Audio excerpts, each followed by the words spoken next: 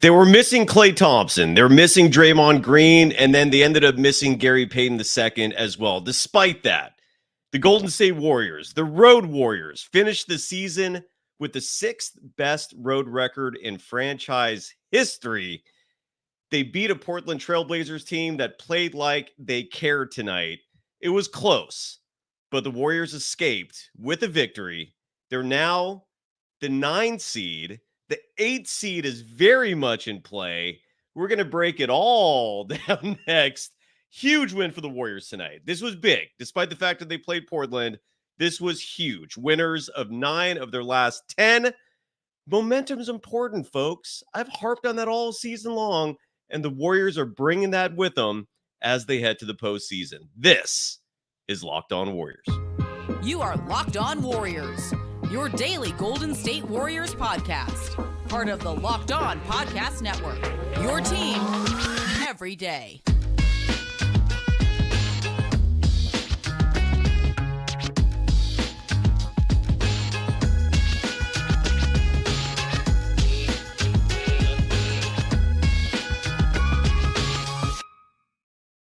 Thank you for making Locked On Warriors your first listen every day. We're free and available wherever you get podcasts and exclusively live on YouTube. We're part of the Locked On Podcast Network, your team every day. Today's episode is brought to you by Game Time. Download the Game Time app, create an account, and use the code LOCKEDONNBA for $20 off your first purchase. You can follow me, Cyrus Saatsaz, on Threads at Dog Wild. Super easy. The program is also available there at Locked On Warriors. And speaking of the Warriors, victorious tonight in a defensive battle. They hold yet another opponent to below 100 points. The Warriors barely scored 100 themselves. In fact, they scored exactly 100. 100-92 the final in a game where the team was shorthanded because of Klay Thompson and Draymond Green resting. Gary Payton II, a late scratch due to injury. Nothing serious, but Steve Kerr is clearly looking ahead to the postseason now. He wants his players fresh. The Warriors are about to play their 17th back-to-back game of the season. That leads the NBA. Really fair of the league to do that. Thank you. But whatever. That you got to deal with the cards that are dealt.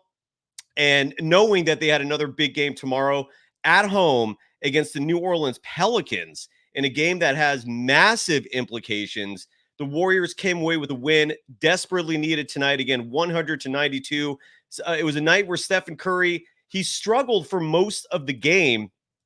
His stats, for example, going into the half, he was only 3 of 9 from deep. He only had 11 points at the half. His struggles continued in the third quarter, where he was just 0 of 4 from deep with only 3 points. But when it mattered most, one of the greatest clutch players this game has ever seen rose to the occasion again. In the fourth quarter, he was 3 of 5 from the field, 2 of 3 from beyond the arc, scored 8 fourth quarter points. And the fourth quarter is where the Warriors pulled away. They held the Portland Trailblazers without a field goal for 6.5 minutes, finished the game on a 21-7 run. And I want to show this stat for all the ignoramuses out there, and there are quite a few of them, who claim that Stephen Curry is not a quote-unquote clutch player. NBC Sports Bay Area, which broadcasted the game tonight, the official network of the Golden State Warriors, they had a lot of great graphics on their screen tonight, and I want to show a few of those to you because they were fantastic stats. And this one highlights Stephen Curry as a clutch player this season. In the fourth quarter, Stephen Curry is 5th in the NBA in points scored. He's 1st in the NBA in 3-point field goals made. He's also 1st in the NBA overall. In minutes, though, he's 53rd.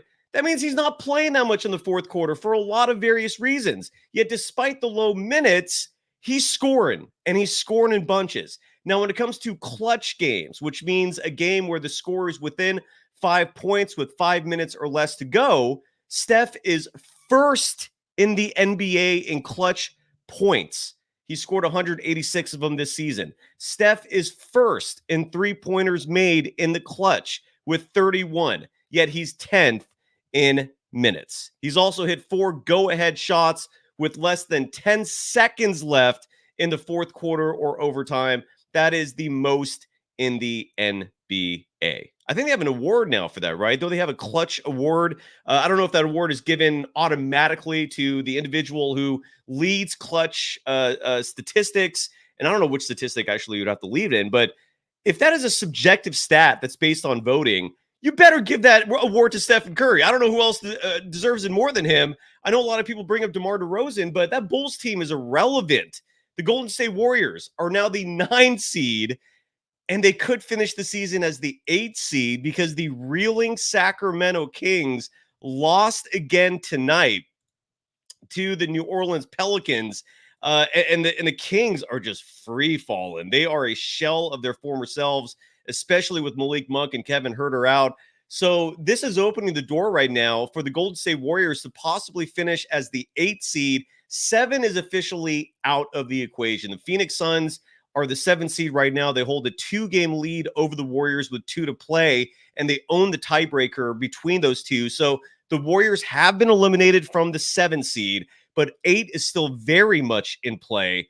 And the reason why it's huge that the Warriors could potentially get the 8th seed instead of 9 or 10 is because of the forgiveness, the leniency that comes with finishing 7 or 8 versus 9 or 10. If you finish 7 or 8, you can afford to lose that first game and still have a shot of getting into the playoffs as the 8th seed. If you finish 9 or 10, you lose that first game, your season's over after just one game in the unofficial postseason. The play-in has got its own weird rules when it comes to postseason stats and identification and so forth. But regardless, so the Warriors, the Kings, and the Lakers right now are all tied in terms of record.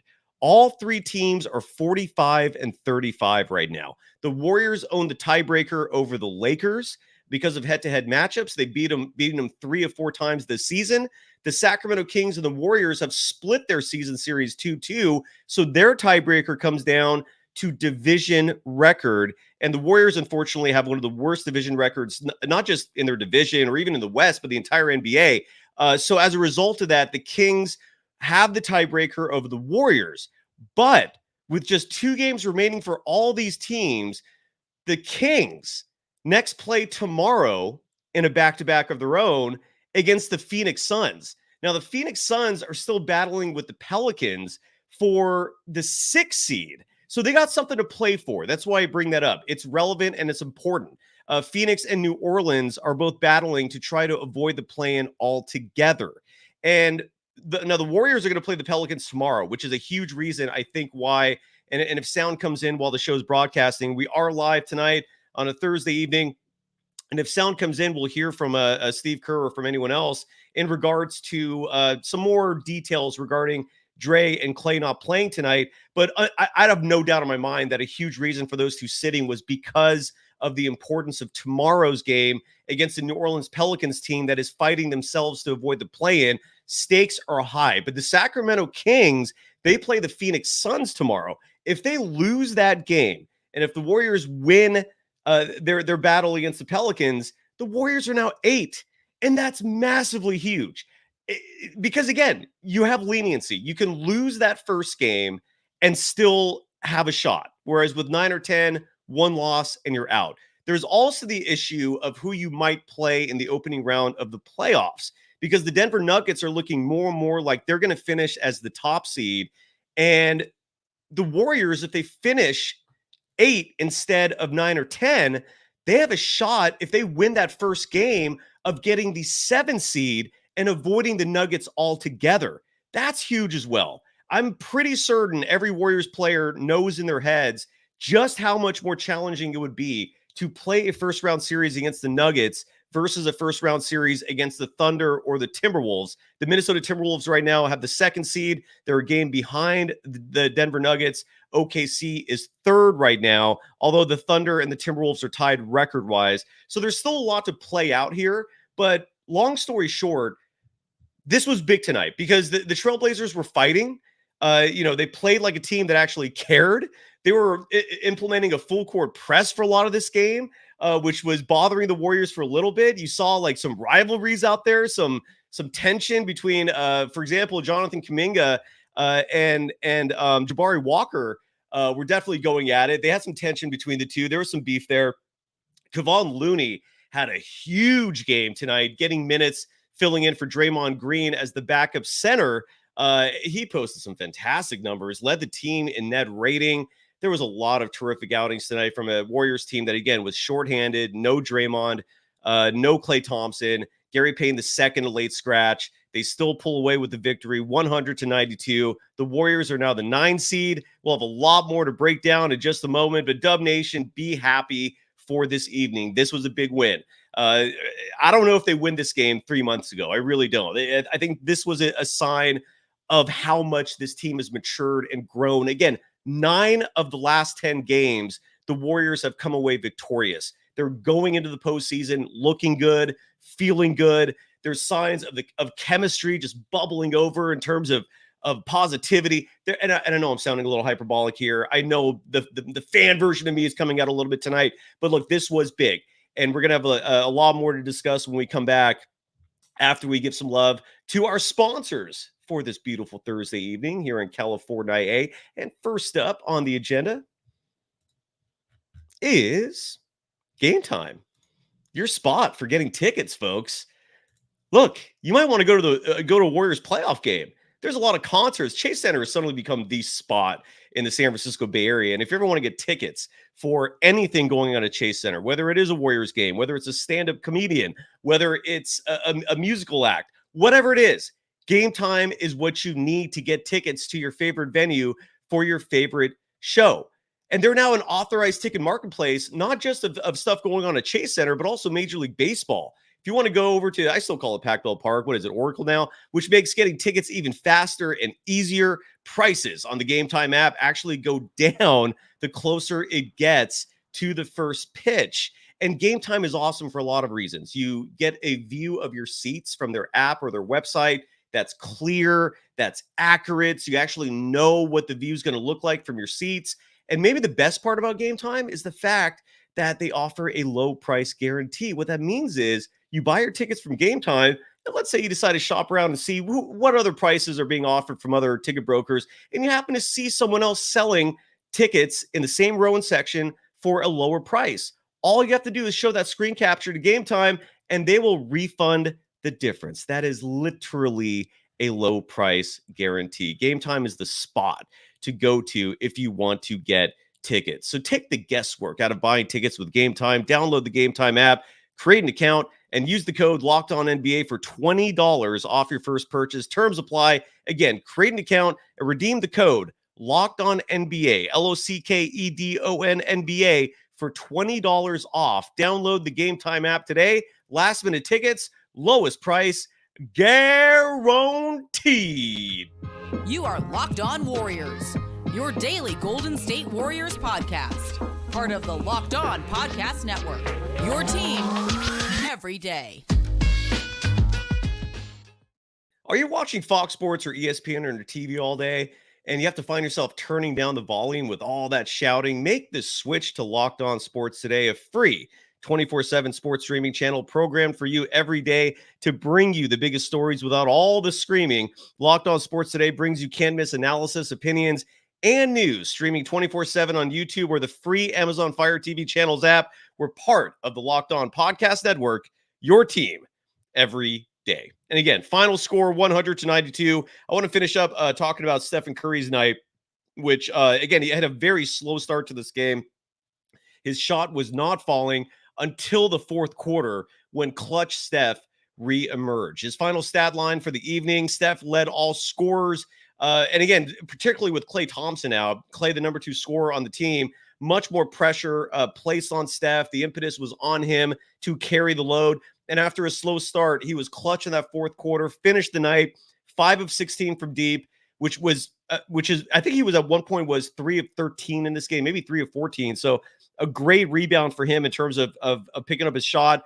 22 points on the night, 8 assists on the night. And this is where Draymond's absence offensively was noticeable. Stephen Curry oftentimes has to pick up the slack in that point guard role, and he was being a facilitator and then some. Again, 8 assists on the night, 7 rebounds on the night, even had 2 blocks, even had a steal.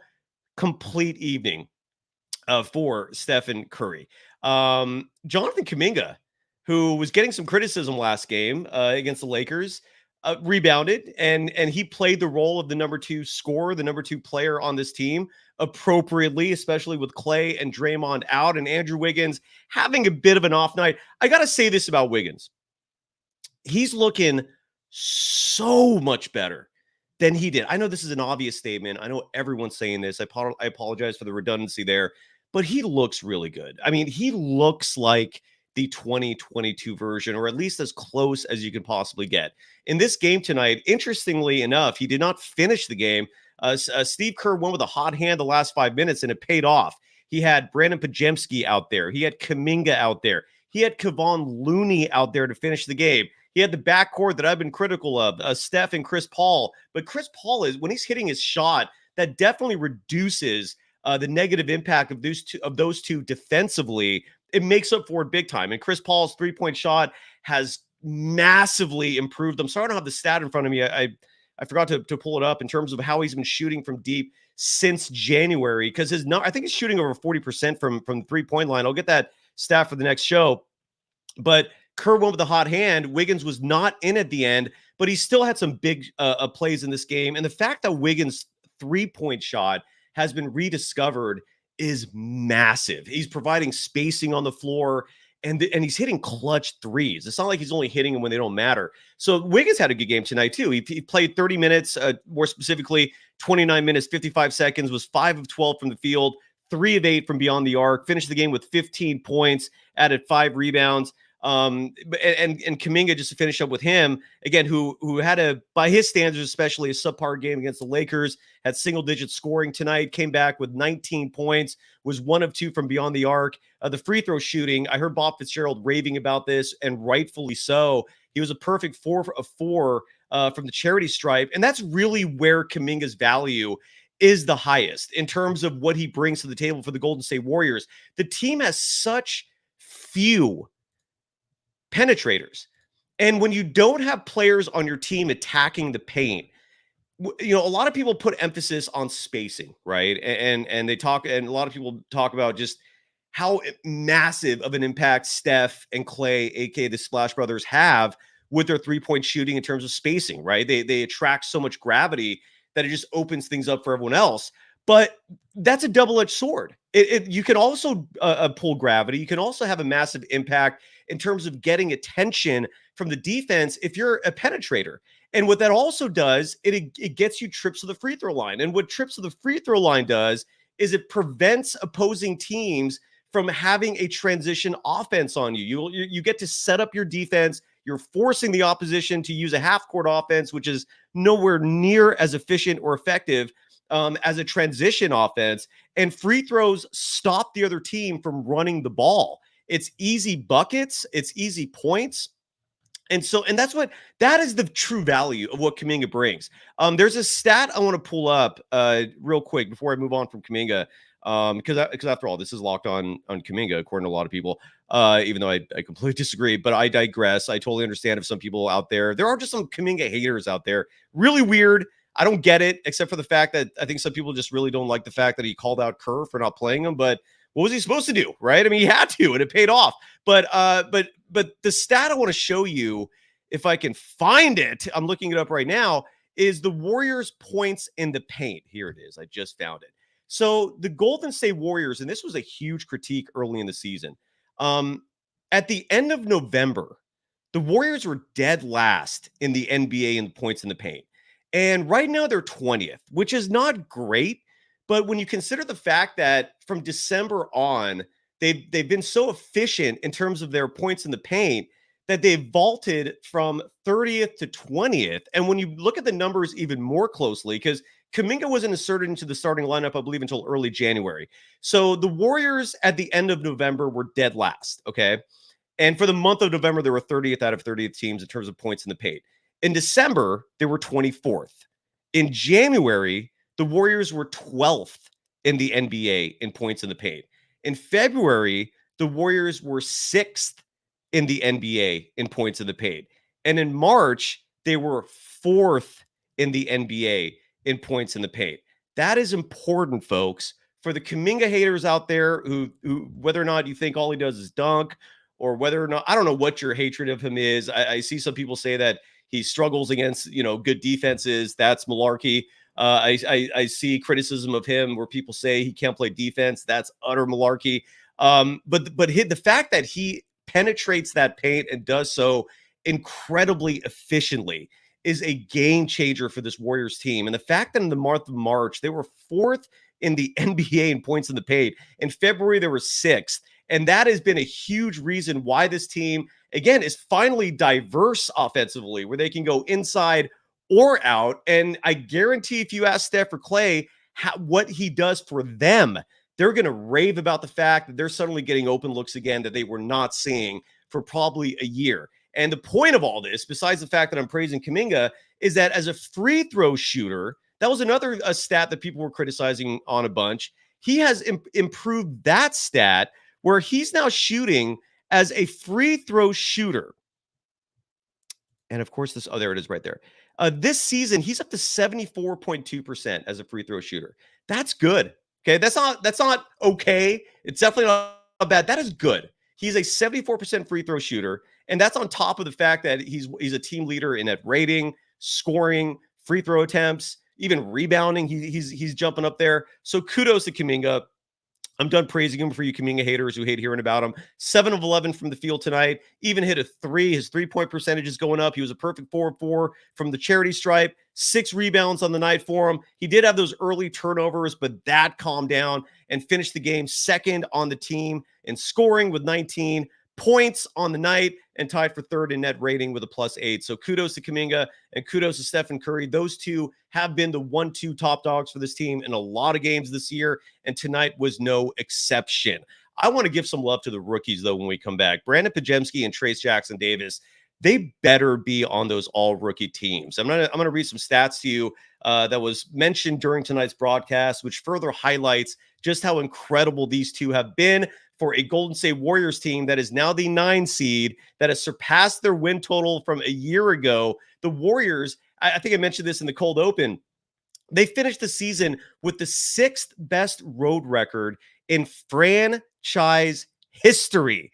They finished the year 25-16 on the road, a 14-game swing from a year ago when they were one of the worst road teams in the NBA. And the Warriors now have 45 wins on the year. That's one more than what they had last year. They have a chance to get to 47. And if you get to 47, there is a very good possibility that you can get the 8th seed and get 2 chances to advance to the second round. And again, if you get the 8th seed and you play either Phoenix or New Orleans in that first play-in game and you win that, you go into the playoffs as the 7th seed and hopefully avoid the Denver Nuggets in the opening round. Those are the stakes. These last 2 games are still vitally important, and we got a lot more to discuss. It's a feel-good night. The weather's warm in California. The Warriors are hot. That's how we're rolling. Let's give some love to our other sponsor for the evening, and that is a sponsor that a lot of nights has been a tremendous resource for a lot of people, myself included. Maybe not as much tonight, but that sponsor is BetterHelp, which is all about exercise and therapy and treatment for the most important organ in your body.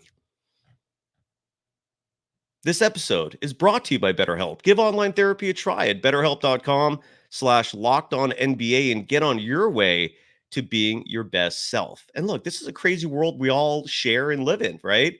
There are a lot of things going on, whether you consume the news, which is mostly full of negative content, whether you have personal things going on in your own life, whatever it is that might be causing anxiety, might be causing depression, just might be throwing you off your game a little bit. Therapy is a beautiful resource to help yourself. And, I hear a complaint from a lot of people who are a little cynical about the therapeutic process, which is that, maybe they don't find a good connection with their therapist. Maybe they don't feel like their therapist is very helpful. One of the many perks of using a resource like BetterHelp is you can switch things around. You could try different therapists until you find one that feels like the right fit. And on top of that, and on top of the fact that BetterHelp accepts most health insurance companies, it's also a resource for you in terms of saving time because you're doing it right from your house. and money in terms of spending gas. I mean, we're in the middle of an inflation, folks, and well, inflation is the poor choice word. Corporate greed would be the more appropriate one. But regardless, everything costs way too much right now. So why not save money by being in the comfort of your home as you're going through a process that could heal you? And that's what BetterHelp is there for. So why not give them a try? Therapy can be different for everyone. Most of us have bigger problems than our favorite sports team, and it's important to get things off your chest every once in a while. If you're thinking of starting therapy, give BetterHelp a try. It's entirely online, designed to be flexible, and suited to your schedule. Visit BetterHelp.com/LockedOnNBA to get 10% off your first month. That's BetterHelp, HELP.com/LockedOnNBA. You are Locked On Warriors, your daily Golden State Warriors podcast.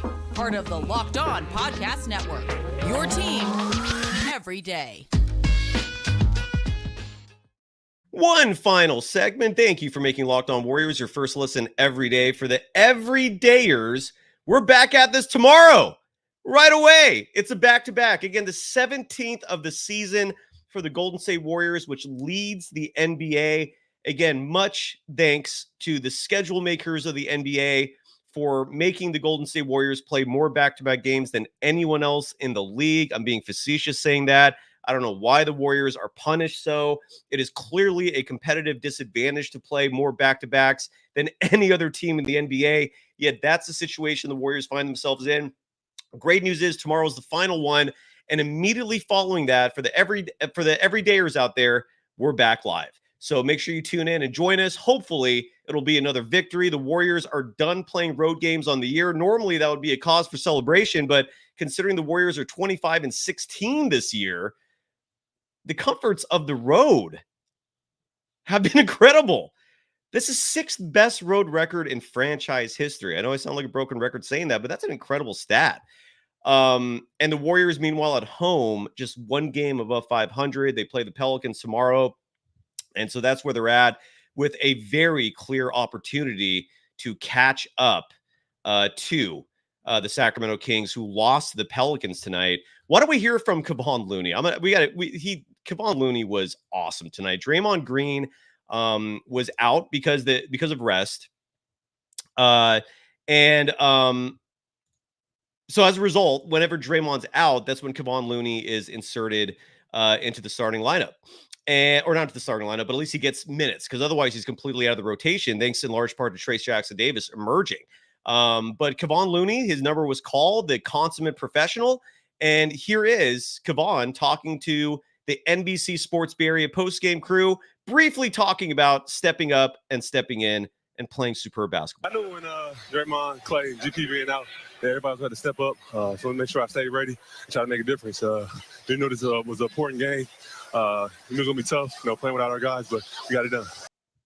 There you go. And he did get it done. And just to read you real fast, his stat line for the night, where is it? Right here? Sorry about that. We've got some distractions here at the moment. Let's get back on track. So Kavon Looney led the team in net rating. He had a plus 19. Just to remind you folks, for the relative newcomers to NBA basketball, the program, net rating represents how the team played while that individual was on the court. Very subjective stat, because it represents one player out of five. So who knows what the other four were out there for. A net rating is objective when you're looking at it in terms of a five-player lineup. You start getting a clear picture of net rating individually when you see it over the course of a year. But nonetheless, if you have a net rating that's a plus 19, that's not a bad thing. And that was Kavon Looney's net rating tonight. He had 9 points, grabbed 11 boards in just shy of 21 minutes of play. He played 20 minutes, 57 seconds, more specifically, 4 of 6 from the field. I mentioned the 11 rebounds. He also had 4 blocks in this game. And just to show you how incredible the defensive play was for the Warriors tonight. 4 blocks for Looney, 4 blocks for Trayce Jackson-Davis. Those two alone had 2 blocks each. Andrew Wiggins had 2 blocks. Wait, Yeah, one more time, just because I feel like I said something wrong there. Trayce Jackson-Davis, 4 blocks.